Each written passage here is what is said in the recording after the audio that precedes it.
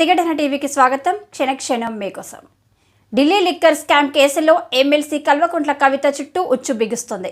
ఇన్ని రోజులు ఈ స్కామ్లో పాత్ర ఉందని పెద్ద ఎత్తున ఆరోపణలు రాగా సిబిఐ, ఈడీ సంస్థల అధికారులు విచారించారు. అయితే ఈ కేసులో సమాచారం కోసమే విచారణ చేస్తున్నామంటూ సిబిఐ ఓసారి, ఈడీ పలుమార్లు విచారణ చేసింది.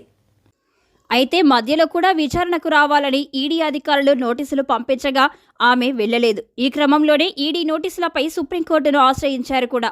దానిపై ఇంకా కేసు నడుస్తుంది. అయితే ఈ నేపథ్యంలోనే మరోసారి సిబిఐ ఎంట్రీ ఇచ్చింది.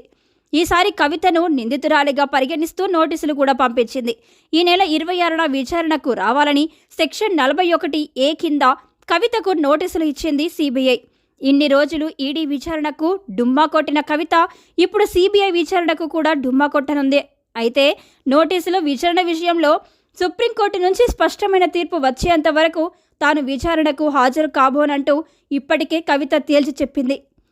ఇప్పుడు సిబిఐ ఇచ్చిన నోటీసులకు కూడా వెళ్ళనంటున్నారు కవిత.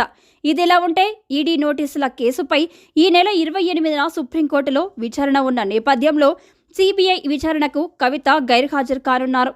అయితే ఇది ఢిల్లీ లిక్కర్ స్కామ్ కేసులో గతంలో కవితను సిబిఐ అధికారులు ఇంటి వద్దే విచారించారు.